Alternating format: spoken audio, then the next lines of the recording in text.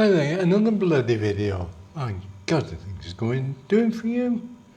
I was going to go out today, but as I was going to go out, around 12 o'clock-ish, it started bloody raining. Again. My goodness me, it's stopped now. It doesn't cool down when it rains. Well, a tiny bit perhaps. Anyway, it's stopped now. So what I'm going to do today is, I keep yelling when I'm making these, I don't know. I was just having a look through past videos, seeing there was a loose end, so to speak, and thought that it's about time to do the frequently asked questions, because I keep getting asked the same questions in the comments. So in the description bit of this video, you will see a list of the questions that have been asked. I'll try and put the timings towards them, so if you want, you can flip to the relevant parts of the video, or you can just look through them and look at the amazing answers to these questions. I think I'm up to about 12, it may grow some more, but just starting off with these first 12, and we'll see how we go. Okay, see you for the first one in a moment. So, question 1. People have asked me, can I enter via Thailand? The answer is, if you're coming across the land borders from Thailand, the answer at the moment I still think is no.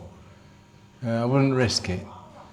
As far as I know, the air border, i.e. flying out of Bangkok or wherever, you can land at Siem Reap and you're okay. It doesn't make any difference. That's as far as I know. I'm just advised to do your own research. When I came here, I came into Singapore, and there wasn't any trouble anyway in Thailand at the time, but I wasn't going to risk it anyway, and I didn't really want to go to Thailand and have to walk all that bloody way from one bit of the airport to the next. And I hadn't been to Changi Airport, so I thought I'd do the Singapore route. Price difference was about $20, £20, whatever, so I wasn't bothered. Anyway, so that's it. So yes, but you can't use, as far as I know, you can't at the moment use the land border. So the air border's okay. Hope it helps. Right. Question number 2 is, how easy is it to find accommodation? Everybody that you see, you watch YouTube, people say it's easy to find accommodation. And they are absolutely bloody right. Do you trust them? You don't really want to be sleeping on the streets. You could. Or you can sleep on the riverbank, you can do what you want. Before I came, I booked 2 nights just so that I had nowhere to stay. I mean, you come into a foreign country, you've no idea what goes on, either landlines or anything. So I thought, well, I'll just book 2 nights, which I did. It was $10 a night, which equates to the time, November 2025, to £8 a night. Having been here, the answer is, can I find accommodation? The answer is yes. But do you really want to be lugging 2 suitcases round and asking about accommodation? I didn't want to do that. So the answer was yes, but for what it costs, go to booking.com or Agoda or wherever you want to go, you can just book it. I mean, what you paid about $500 or $600 or more for your flight. What's another $20, £20 on top? It doesn't make any difference, does it? See you in the next bit. Right, question number, I think we're up to number 3. It's one that gets asked quite a lot. How much money should I initially bring? There's probably about 3 bits to this question. You can't, I mean, there are 2 currencies in Cambodia, real and dollar. If you bring in dollar, well, you can't get real apart from in Cambodia itself, so you've got to bring dollar. Well, my advice would be bring dollar and an international card like Sterling or Revolut or one of the international cards. What I did before I came was I went to an estate agent, told him I was coming to Cambodia, and then I wanted clean dollars. And I asked them for a lot of $1 bills. $1 are easy to change. As you go up in currencies like 50s and 100s, they really get harder to change, but you can go into a local bank and change them. I think the Cambodian government has said this is rubbish because even a dollar with the tiniest tear in it or a tiniest ink mark on it will get refused because that's how it used to be. Apparently it's changed, but it hasn't got through to the grassroots yet. Right? So what I would do is I would go to a reputable estate agent, travel agent, and get clean US dollars to bring with you. They're just going to get you through. You spend your dollars in Cambodia, you probably get real in exchange. So remember, there's 4,000 real to a dollar. You can look at the exchange rates, etc. It doesn't vary very much. It's only pennies or tenths of pennies. And there you are, and that's it. So how much should you bring? I brought about, in cash, about $200. No, I didn't. No, it was less than that. I brought about $100 and an international card with money loaded on it, or connected to a bank account with money in it. You know what I mean, anyway. Okay, that's all for now. Right. The next question on my list is one that's asked quite a lot: is which visa? There's a full video on which visa, but I'll quickly sum it up. There's one visa. If you're a holiday maker, you go for a T visa. T visa is valid for 1 month, and I think you can renew it for another 30 days for, I think it's $45 at the time. The process is the same for extending, but I'll cover that later. I came on an ordinary visa. It's also called the e-visa, but don't get confused. It's not an electronic visa, although you can get it online over the internet. I've done a visa on that, and YouTube on that as well. I've got to get tongue-tied here. More wine required. Anyway, so if you're going to stay as an expat, you're going to need the ordinary visa, which you need to extend then. If you come in as a tourist, you can get the T visa for 30 days, which you can extend once, and once only, I believe, for $45. I think the initial visas are between $30 and $40. Depends on who the provider is, whether they want to charge you a stamping fee or whatever. But it's not a lot of money, is it? Come on. Just pay it and have it ready. But it's got to be the exact money. Don't expect to get any change, because you won't. Either in real or in dollar, so it doesn't make any difference. But get the exact amount in dollars if I were you. It's the easiest way to do it. Okay, so for now. That's all you need to know. Right. I don't know which order to put these two in, but the next question is, I've got it down as how to get a SIM card. You can get a SIM card if you want at the airport. If you're a tourist traveller, then just go for that. You can just get 60 gigabytes for $6. But if you want to get a bank account, you need a Cambodian phone number. And I would recommend just not bothering with the visa at the airport if you come in as an expat. Wait till you get to Siem Reap, then go to the Smart shop or whichever shop you choose. Doesn't have to be Smart. You'll get a Cambodian phone number, and the reason you need a Cambodian phone number is if you want to get a bank account. As a tourist, you can't get a bank account anyway, so you just don't bother with it. You can just use roaming on your existing card or whatever, SIM card, or you can get an electronic visa, an electronic SIM card. Up to you, however you do it. But if you stay as an expat, which I did, I didn't get a visa at the airport. I could have done, but I didn't. Apparently the deals aren't as good at the airport as they are in the actual shops in Siem Reap. So there it is.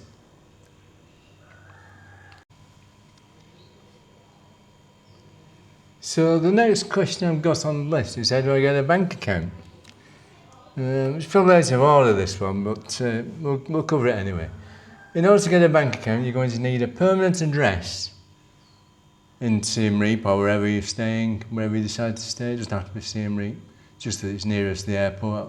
Although I believe there is a new airport in Phnom Penh, so you may be in Phnom Penh. Doesn't matter anyway. So you get a permanent address. I mean, the bank will never contact you at that address anyway.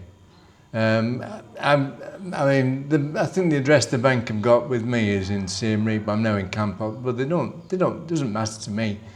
Still just use the ABA app.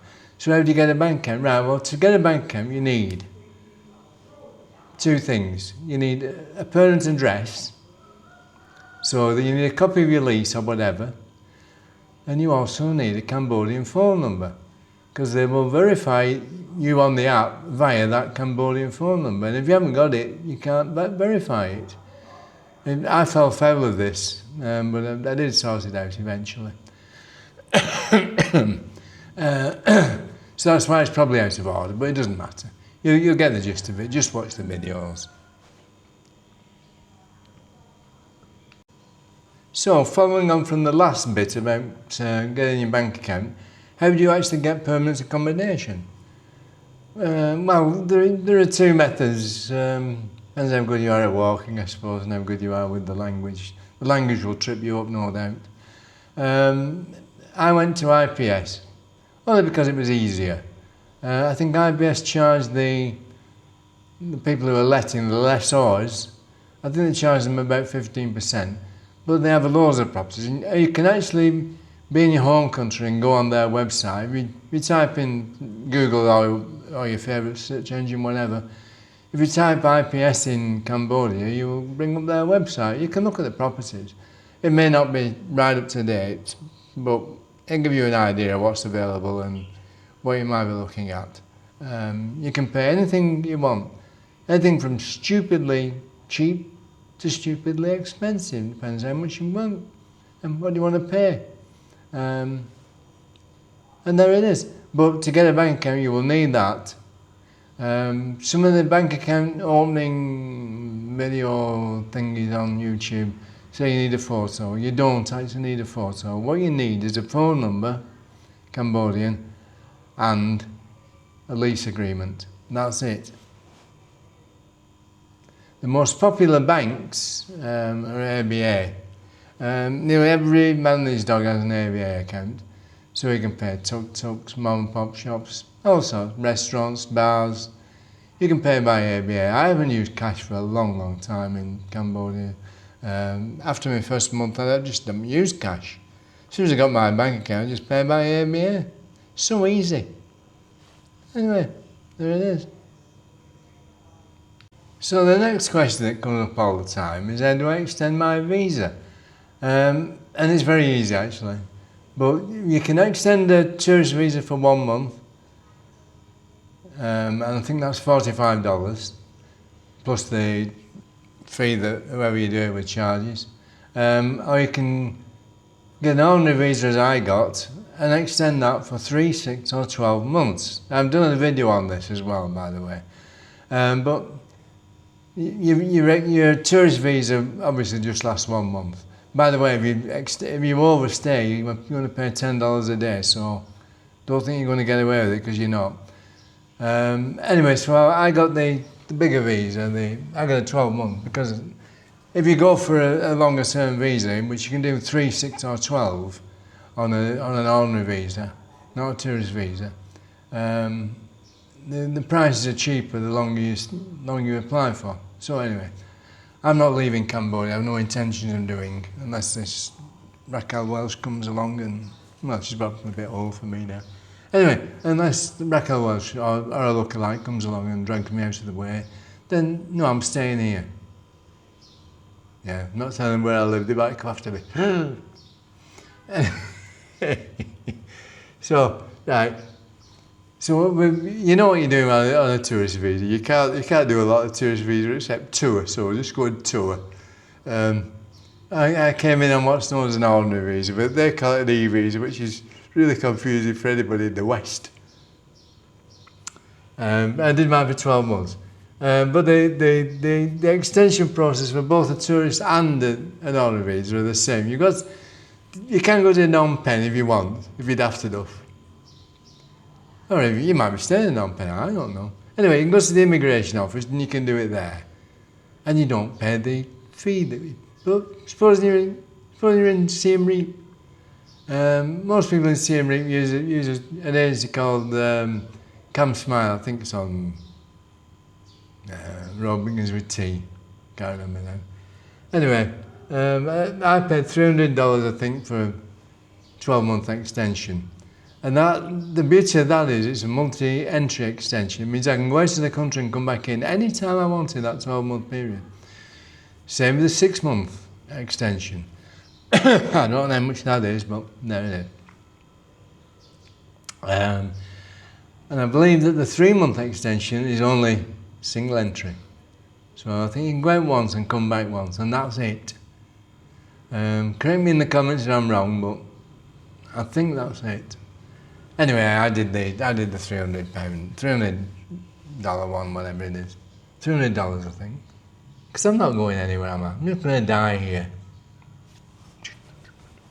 Yes. Anyway, next thing I've got written down in my cheat sheet is acclimate or acclimatise. Probably two parts of this question.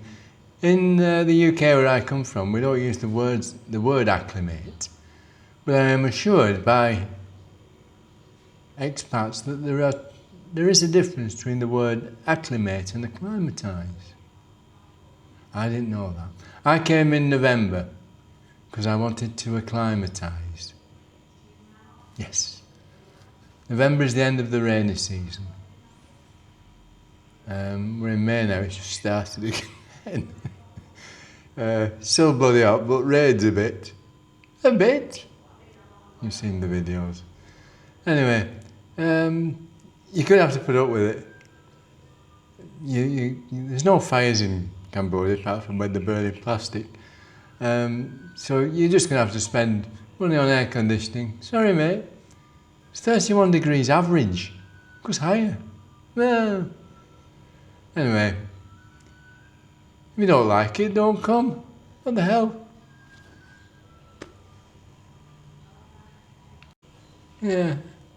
Hello. Another common question is, people have said to me there are quite a lot of YouTube videos on how affordable, I don't like the word cheap, how affordable Cambodia can be. Well, the basic answer is you can spend what the friggin' hell you want. If you want to stay in a posh hotel and pay stupid prices, well, it's up to you. If you want to eat Western food all the time, it's up to you. If you want to buy a Starbucks coffee at £4 odd, it's up to you. When you get the same coffee around just within spitting distance for $1, it's up to you. $1 is not even $1. Well, $1.50 perhaps. But it's up to you. You spend what you want. If you come as a tourist, then spend what you want. Just treat it as a holiday. If you're being an expat, then you're a bit more careful with your money. Just a bit. That's all I'm saying on that. And the last question on my list, there may be more added later, but on my list at the moment, is healthcare. And I agree that it should, they're not in any particular order these anyway, they're just the order I thought of them. For small injuries, small problems, yes, the healthcare is good. You can get prescription drugs at pharmacies locally.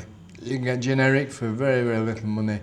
You can get branded for not very, very much money, and you can get prescription stuff. Stuff that you'd have to go and see a doctor for in the country you come from. I come from the UK. And I'd have to get certain drugs here, but they'll just give me them over the counter. Mind you, in England they were free for me, but they may not be free for you. Anything other than minor injuries, you can go to, minor injuries, you can go to a local hospital. No big waiting lists, no corridors filled with patients lying on beds, etc. Relatively cheap, but you will have to pay. Not like America, my God. I mean, you've got to realise that Cambodia is a very poor country, so if they want people to actually use the hospitals, then they're going to have to lower the prices. You've got to remember that the average wage in Cambodia is about $200 a month, which is nothing. As an expat, even from the UK, we're bringing in 5 times that, from other countries, maybe more. So bear that in mind. For major surgeries, you're going to have to go abroad to either Thailand, Singapore, country of your origin. I mean, I've got an expat fund set up, and I've also got a health fund set up. Touch wood, well, wood in Cambodia, by the way. Touch wood, I haven't really need to use it yet, but it's there if I do. I don't want to use it. Well, come on, we all die, even bloody stars and galaxies die, come on. Get real. When I was a child, I thought I'd live forever. I thought I'd be lucky I was live till 50. What went wrong? Anyway, you get what I think. But it is what you can research that yourself. If you can get medical insurance in your own country before you leave, get it. Make sure it will cover you for travelling to Cambodia. You can sort it out for yourself. I can't get out, I'm too old anyway. Hello. Just an updated outro really. I'm in Campot. It's filmed in the Campot apartment, boutique apartment, studio apartment, whatever you want to call it. It's from my room in I think it's called the Inthanu, which in Khmer translates to English as Rainbow Boutique Hotel. Anyway, we're up to about 540 subscribers. We've got to get to 1,000 before we make any money. And as I've said before, and any money I make off YouTube is going to go straight to kids of Cambodia to help with their education. They need it. I don't. I can't take it with me. I had a commenter suggesting that I go on coffee.com or whatever it is and buy me a coffee and all that, and then I just said, I don't really need the money. What am I going to do with the money? I mean, I could be reckless and spend what I've got in Cambodia, but why bother? I'd rather just give it to the Cambodian education system. Not on me, I don't need a motorbike, I can just go in a tuk-tuk, what the hell? Anyway, so if you want other people to see the video, just give it a like. It doesn't cost me anything, doesn't cost you anything. If you want to be nice, you can subscribe when I get to 1,000 and start earning tiny bits of money. Never know your luck, do you? Anyway, and that's basically it, but I hope you enjoyed the video. I'll try and make as many as I can, but I'm in Campos at the moment. Sun's bloody shy, I'm seeing them raindrops since bloody November. It has rain, but during the night, I think. Tiny bit cooler than Siem Reap, that's it. And bye for now. Thank you for watching.